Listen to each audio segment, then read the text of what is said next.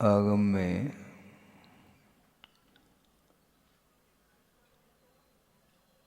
जीव को तीर्थ कहा है।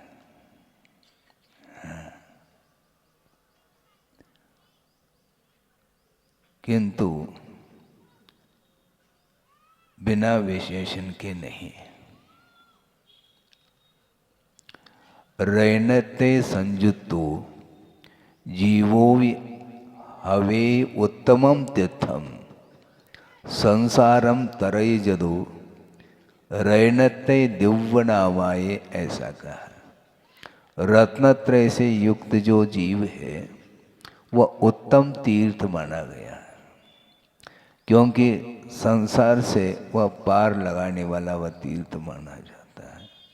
इसलिए रत्नत्रय रूपी दिव्य नाव के माध्यम से संसार को पार किया जाता है, और जो पार कर रहा है और पार कराने में अपना योगदान देता है उसको तीर्थ की संज्ञा है। संसार में मान्यताएं विभिन्न प्रकार की हैं, ये अलग विषय है। शरीर को शुद्ध करने के लिए जल का क्या करते हैं आप लोग? स्नान करते हैं, और स्नान करने से वह शरीर शुद्ध होता है। एक व्यवहारिक भूमिका में है, उसका निषेध नहीं है। किंतु जो सप्त धातु से निर्मित जो शरीर है, वह शरीर को आप शुद्ध करना चाहते हैं, किंतु आत्म तत्व उससे शुद्ध नहीं हो सकता, और वह उत्तम तीर्थ के अंतर्गत नहीं आता। नदी है, सरोवर है आदि में आप अवगाहन लेते हैं और गर्मी को भी शांत करते हैं और शरीर को शुद्ध बनाते हैं, किंतु भीतर जो भरा हुआ है शरीर के अंदर, वह कैसा शुद्ध हो सकता है? सुगंधित वस्तु भी ये शरीर के संपर्क में आकर के वो अपने सुगंधि को खो बैठते हैं, वह मलिन हो जाते हैं। इसलिए आचार्यों ने कहा रत्नत्रय के माध्यम से ही आत्मा को शुद्ध निर्मलतम बनाया जा सकता है, बनाना चाहिए। आगम एक ऐसा साधन है जिसके माध्यम से आत्मा का बोध होता है। आत्मा दिखाई नहीं देती, शरीर ही देखने में आता है, और उसके माध्यम से अपने आप को वह मानता है मैं इस रूप में हूँ, जबकि वह उसका कोई भी रूप नहीं है, कलरलेस, उसका कोई वर्ण नहीं है। स्पर्श रस गंध वर्ण से वह रहित है, वह शुद्ध परमात्म तत्व, किंतु शरीर के आश्रित वह आत्मा रह रही है, इसलिए वह नेत्रेंद्रिय का विषय बन रहा है। शरीर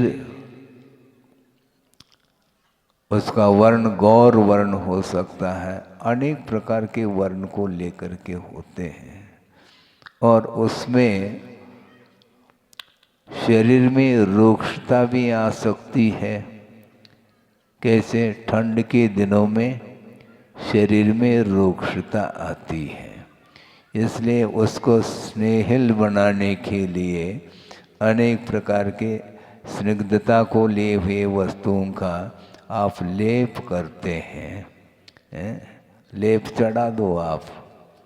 इसके बाद भी वह शीत के कारण वह शरीर रुक्ष होता चला जाता है।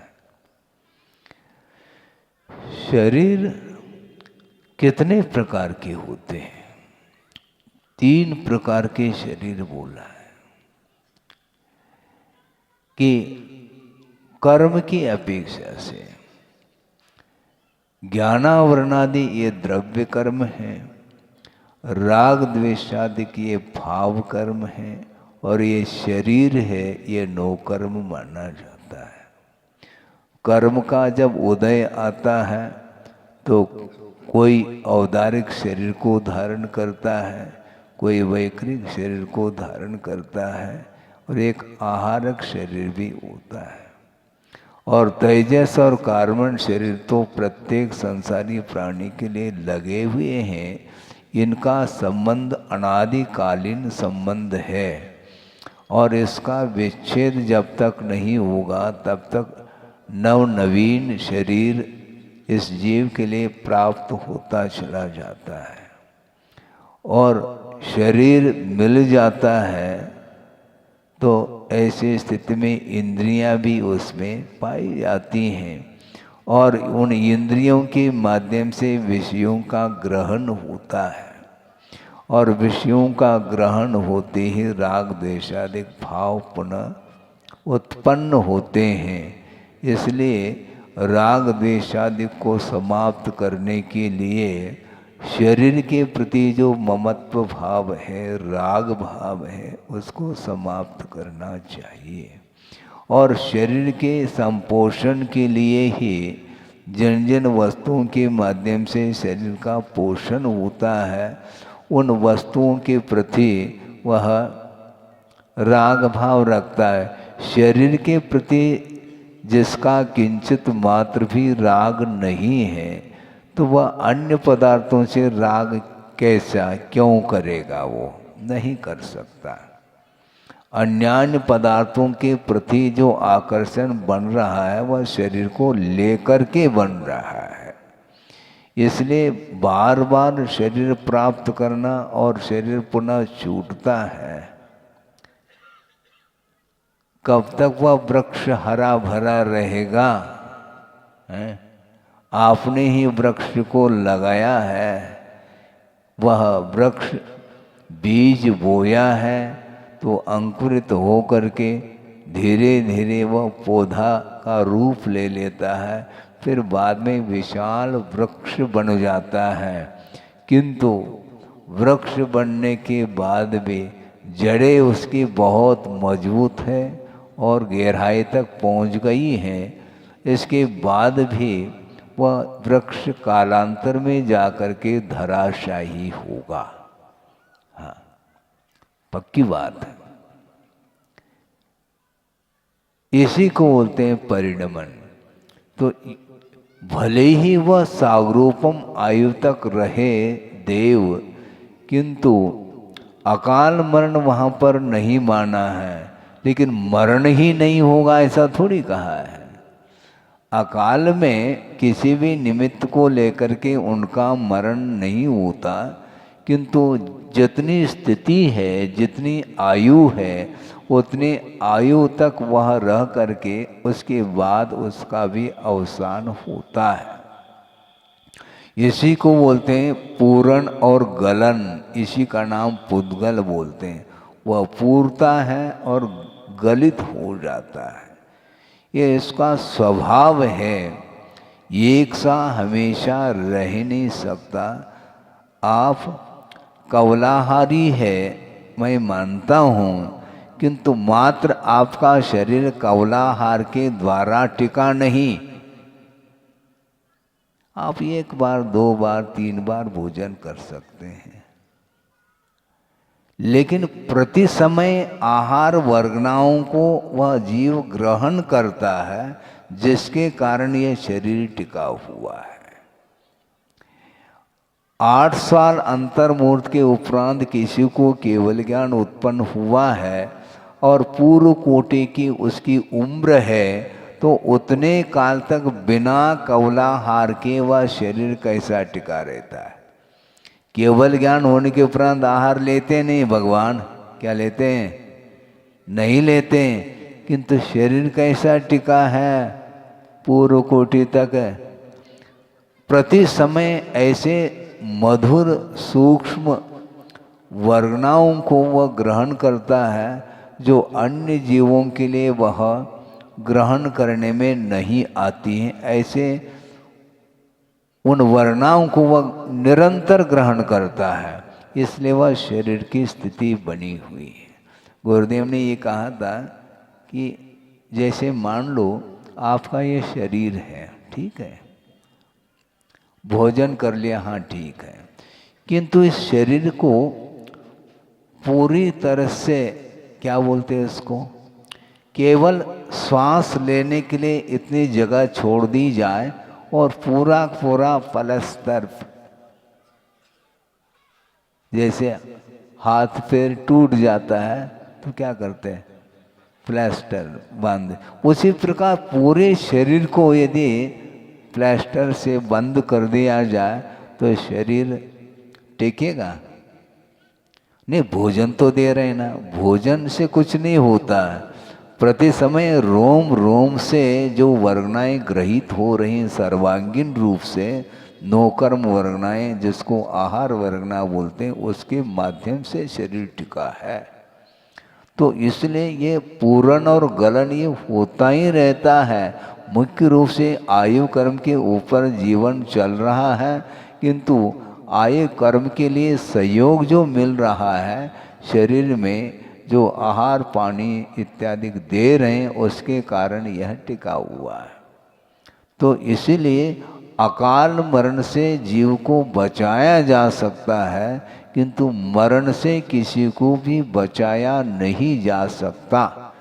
केवली भगवान भी क्यों न हो, उनकी आयु जब तक रहेगी तब तक वह अनंत अवस्था में रहेंगे और निर्वाण को प्राप्त होते ही वह शरीर कपूर की भांति वह इसी वातावरण में वह बिखर जाता है। सारे सारे परमाणु, ये शांत राग रुचि भी आपने कहा, हाँ ठीक है, उतने परमाणु थे, कोई वादा नहीं, किंतु वो सारे सारे परमाणु बिखर जाते हैं तो शरीर दिखाई नहीं पड़ता।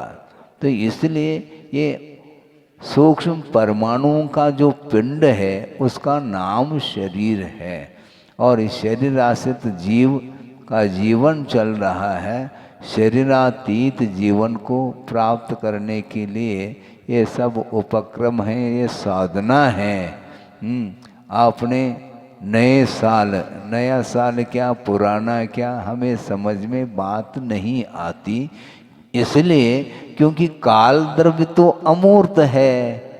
नया पुराना क्या है हमें बताओ। काल द्रव्य अमूर्त है, वह खंडित नहीं हो सकता, किंतु अभेद में भेद की परिकल्पना करके इस प्रकार ये काल में भी विभाजन किया जा रहा है। और आज 2026 1 जनवरी, ये ध्यान रखो,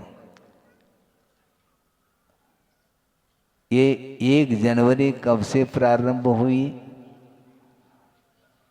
रात के 12 बजे। रात के 12:01 हुआ नहीं, 2026 में से 1 सेकंड निकल गया, तो अभी कितना, 9:45 बज गए हैं,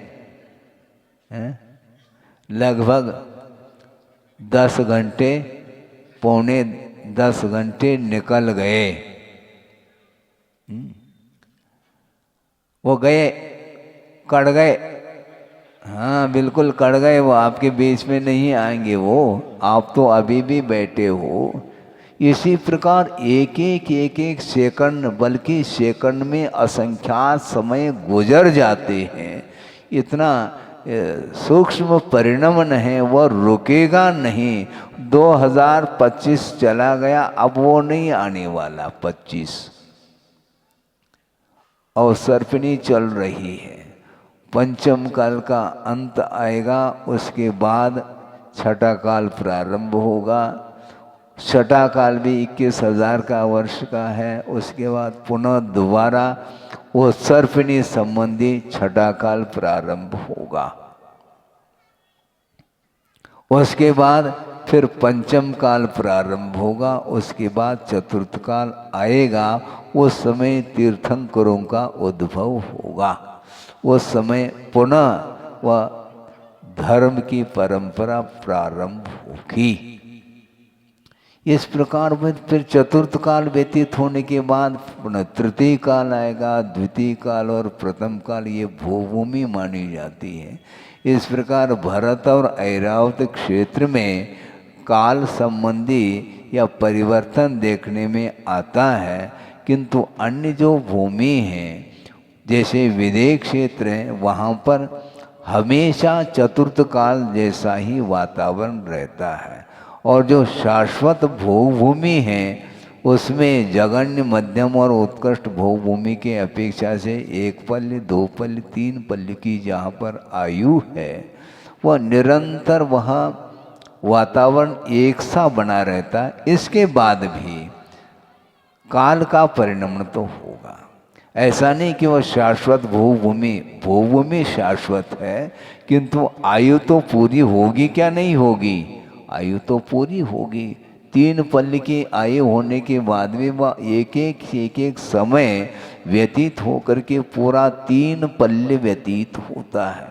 इसी प्रकार देवों में भी उत्कृष्ट आयु जो 33 सागर की है, वह भी एक एक समय व्यतीत होकर के ही वह पूरा कालखंड समाप्त हो जाता है। देखने में नहीं आता वो कब कैसा परिणमन होता है। आपने घड़ी देखी होगी, घड़ी में कांटे हैं क्या? नहीं। सेकंड का अलग है, मिनट का अलग है, घंटे का कांटा अलग है। अब सेकंड के कांटे को देख करके आप ये समझते हैं कि घड़ी चल रही है, सेकंड का कांटा नहीं है, तो फिर गौर करना पड़ता है मिनट के कांटा वह सरक रहा है क्या नहीं। मान लो मिनट के कांटे को गौन कर लो, घंटे के कांटे के माध्यम से घड़ी चल रही है क्या नहीं, इसको देखने के लिए कैसे देखेंगे मुझे? लेकिन उसमें भी निरंतर गति है जो कि वह दृष्टि का विषय नहीं बन सकता। उसी प्रकार प्रति समय यह परिणमन चल रहा है, इस परिणमन को कोई भी रोक नहीं सकता। इसलिए पर्याय से पर्यायांतर को वह निरंतर प्राप्त करता चला जा रहा है। इसलिए जब तक जीवन है, यानी मरण जब तक न हो तब तक उसका उपयोग कर लो। कभी भी वह मरण व मृत्यु सामने आकर के खड़ी हो सकती है। और मृत्यु का अर्थ और कुछ भी नहीं है। जैसे मशीन बंद हो जाती है, उसी प्रकार यह धड़कन समाप्त, पल्स खत्म हो गए। अब नया जीवन आएगा, वहाँ जा कर के पुनः यही होगा। ये पिक्चर है, 3 घंटे का पिक्चर समाप्त होते ही अब वो दूसरा अंक आएगा। तो इसी प्रकार ये अलग अलग पर्याय प्राप्त होती हैं। उन पर्यायों के माध्यम से अपने को धर्म की आराधना करने के लिए अवसर मिला है, ये पर्याय मिली है। ऐसे भी जीव हैं इस लोक में जिनके लिए, जिनका जीवन तो चल रहा है, किंतु इतनी स्पीड से, स्पीड मतलब आयु बहुत अल्प है, जल्दी जल्दी अवसान को प्राप्त होता है। उसके लिए सुख कोई वस्तु है ही नहीं। उसने यूं कहना चाहिए सांसारिक सुख को भी प्राप्त नहीं किया उसने। नित्य निगोद में है तो उसको सांसारिक सुख भी नहीं मिल रहा है। एक स्पर्शनेंद्रिय के माध्यम से और एक श्वास में 18 बार जन्म और मरण के अलावा और कुछ भी नहीं कर रहा, और उसमें निरंतर अनंत दुख का अनुभव कर रहा। सुख क्या वस्तु है उसके नसीब में नहीं। और एक ने दोनों ही अनंत काल व्यतीत हुआ, सिवाय इसके अलावा कुछ नहीं किया। किंतु आप लोगों का पुण्य का उदय है कि उस निगोद से निकल करके बाहर आ गए। ये आप जानते हैं लाई लाई है, मक्के की है, ज्वार की है, लाई बनाते जो भाड़ में भूंजा जाता है, तो उसमें से लाई उचट करके ऊपर आ जाती है। उसी प्रकार वो अनंत निगोद राशि है, उसमें से उचट करके अपन व्यवहार राशि में आए, बहुत बड़ा पुण्य का उदय है।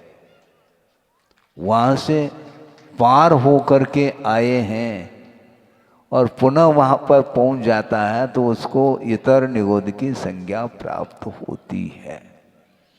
और नित्य निगोद वह कहलाता है जो अभी तक त्रिस्पर्याय को प्राप्त किया ही नहीं, बल्कि त्रिस्पर्याय क्या, अन्य जो स्थावर जीव हैं, पृथ्वी का एक, जल का एक, अग्नि का एक, वायु का एक और प्रत्येक वनस्पति का एक, इसमें भी उत्पन्न नहीं हुआ।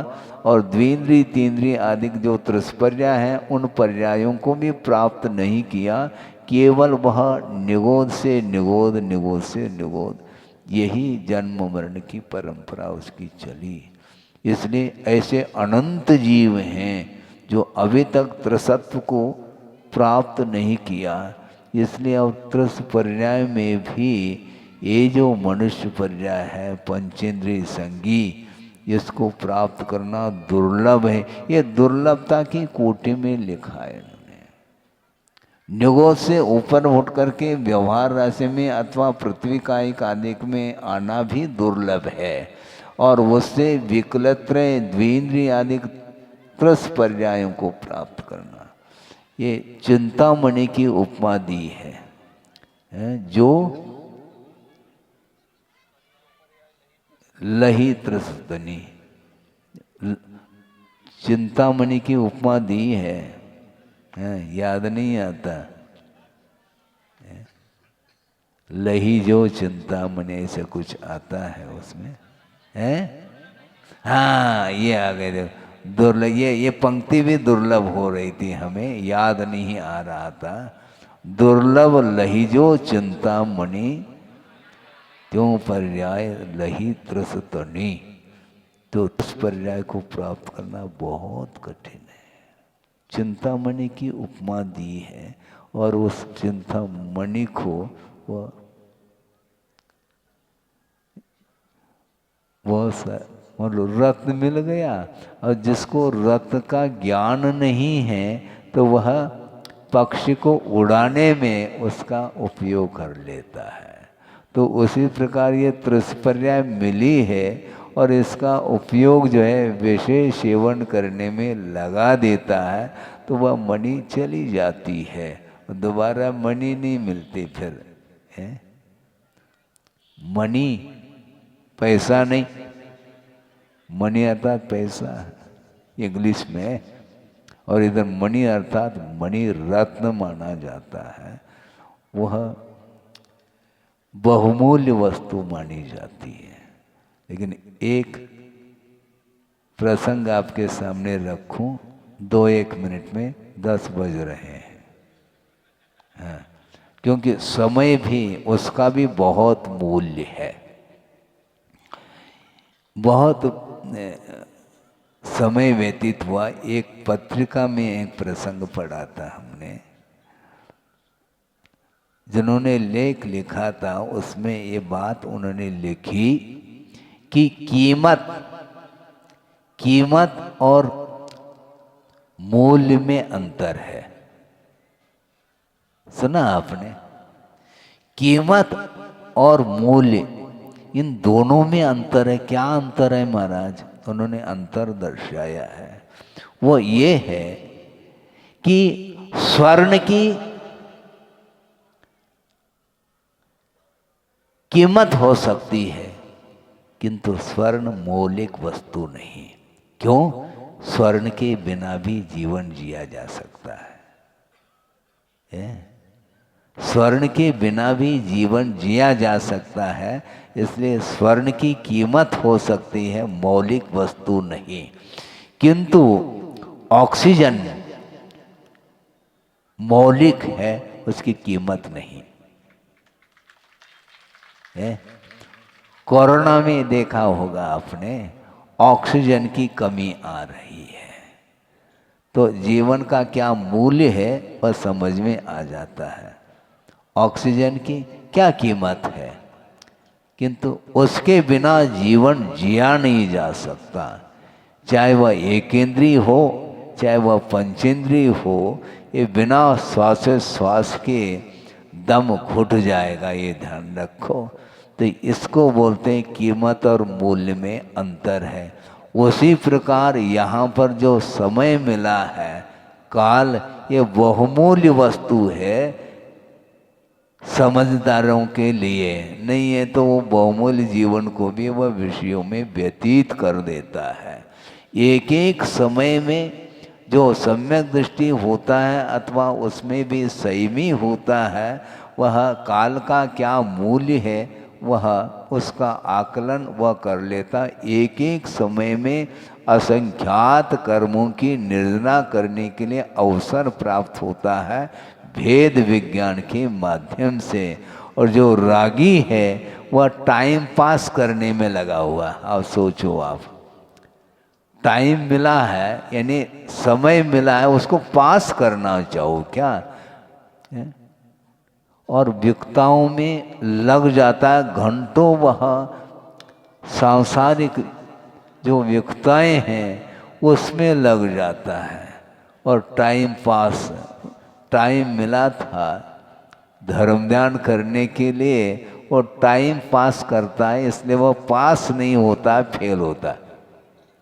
टाइम पास करने वाला कभी भी पास नहीं हो सकता, क्योंकि टाइम को पास किया है उसने, व्यर्थ ही गमा दिया उस जीवन को। इसलिए ये जीवन जो मिला है बहुत बहुमूल्य है। इसका उपयोग प्रभु की आराधना करने में लगाओ। पंच परमेष्ठि की आराधना में जो अपने जीवन को व्यतीत कर रहा है, प्रत्येक समय प्रभु को याद कर रहा है, तो निश्चित रूप से उसको प्रभु बनने में अब देर नहीं लग सकती है। हाँ, केवल ताली नहीं बजाओ, प्रभु बनने के लिए साधना करो। ताली तो 2 मिनट के लिए बज जाती है? ताली बजती है, लेकिन उसके अनुरूप जीवन को ढालना, जीवन ढल रहा है, किंतु धर्म में जीवन को ढालो, धर्ममय बनाओ उसको। नहीं है तो वह समय तो निकलता चला जाएगा। और गोटे गांव में आकर के कितने दिन हो गए हैं? 13-14 दिन तो, हाँ 14 हो गए कह रहे दिन। सुनो, यही तो है, नया पुराना नहीं, काल अमूर्त है। हाँ, काल दिखाई नहीं देता। हाँ है 25 में आए थे, 26 में जाएंगे, 1 साल पूरा हो गया। अब देखो, जिसने मान लो 2025 31 दिसंबर 2025 को जिसने उपवास किया, वह 26 में पारणा करेगा। तो 1 साल उपवास कर लिया क्या है? चंद्रभूषण सागर जी का उपवास आज है, कल नहीं है, आज लॉन्च किया। तो इस प्रकार आप गुना भाग करोगे तो 1 वर्ष उपवासी माने जाएंगे, ऐसा नहीं, मुश्किल हो जाएगा आपको है? तो इसलिए एक पक्ष होने को है, 14 दिन हो गए हैं। एक सज्जन ने यह भी निवेदन किया कि महाराज, हमने सुना है कि आप बगासपुर जा रहे हैं और वहाँ पर भी अभिषेक का कार्यक्रम है, तो बाद में लौटना ऐसा कहा था। 2025 नहीं लौटता, ध्यान रखो। हमारा भरोसा मत करो। लौटना क्या है? आना जाना लगा हुआ है, रुक नहीं सकता संसार। आना और जाना, आना इन्हें जन्म, जाना इन्हें मरण है, लगा हुआ है। इस प्रकार ये परिणमन है। इसलिए जो कुछ भी आपके लिए पुण्य के उदय में जो पर्याय मिली और समय मिला है, उसका सदुपयोग करते हुए विषयों से अपने आप को ऊपर उठाना है। बहुत कठिन हो रहा है। प्रतिदिन प्रसंगांतर से वही विषय देने में आता है। केंद्र में मोहनी कर्म ये समस्त कर्मों में राजा माना जाता है। मोह को जिसने पछाड़ दिया, सारे सारे कर्म समाप्त हो जाएंगे। केवल ज्ञान प्राप्त तभी होगा जब मोहनी कर्म का अभाव होता है।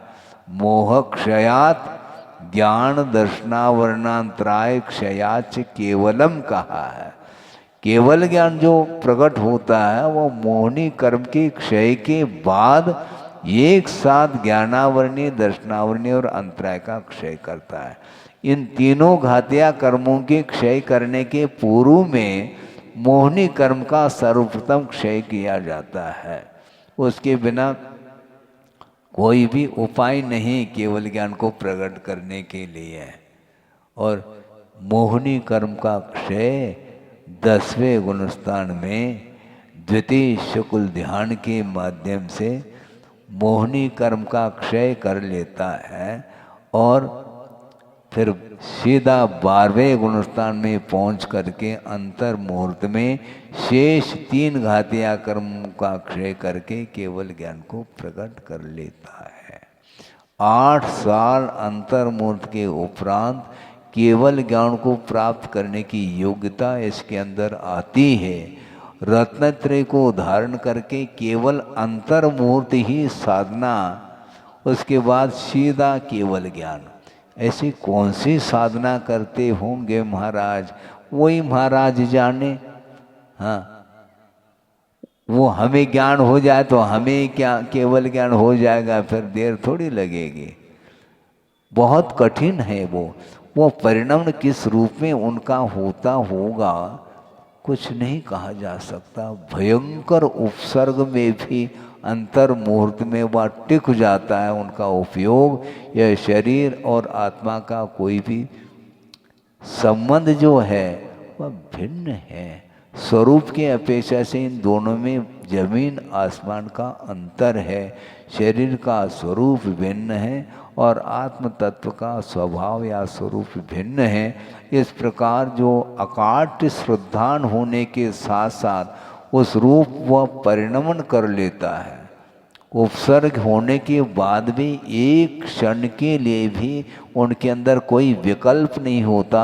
जिस प्रकार आप लकड़ी को जलाते हैं तो वह लकड़ी, वह ईंधन जल रहा है, उस लकड़ी को कुछ हो रहा है क्या? नहीं हो रहा है। उसी प्रकार इस शरीर को आग लग गई मान लो, इसके बाद भी वह जीव उसके अंदर है, इसके उपरांत भी कोई प्रतिकार का भाव नहीं है। धन्य है वो, कैसी साधना होगी। लेकिन है ये, इसी को बोलते मोक्ष साधना। मोक्ष को प्राप्त करने की साधना ये अद्भुत साधना है। वो कब वो घड़ी आएगी, कौन सा समय आएगा, कौन सा सन आएगा। सन तो प्रतिदिन आ रहा है, आता है और अस्त को प्राप्त होता है। सन यानी सूर्य होता है, लेकिन ये सन साल भर में परिवर्तन को प्राप्त हो रहा है। ये काल अनंत काल से चला आ रहा है और अनंत काल तक यह काल कभी समाप्त नहीं होगा। प्रत्येक द्रव्य में जो भी परिणमन हो रहा है वह परिणमन करने की योग्यता द्रव्य के अंदर है, किंतु परिणमन कराने में निमित्त के रूप में काल द्रव्य का योगदान है। इसलिए परिणमन को कोई रोक नहीं सकता, परिणमन होता रहे, कोई बाधा नहीं। जितना समय मिला है उतने समय में अपने को करने योग्य कार्य को करके गुजरना है। अभी तक वह करने योग्य कार्य नहीं कर पाए हैं, कोई बाधा नहीं। जितनी क्षमता है, सामर्थ्य है, उसके अनुरूप शरीर के प्रति जो अटैचमेंट लगाव है उसको कम करते करते यदि आप धर्म की आराधना करते चले जाएंगे तो निश्चित रूप से जीवन का अर्थात संसार का अंत हो सकता है। हो इस पवित्र भावना के साथ अहिंसा परमो धर्म की जय। बोधि समाधि परिणाम शुद्धि स्वात्मोपलब्धि शिव शोक सिद्धि चिंतामणिम चिंतित वस्तुदाने त्वां वंदमानस्य ममास्तु देवी। परम पूजाचार्य गुरुवर श्री विद्यासागर जी मुनि महाराज की जय।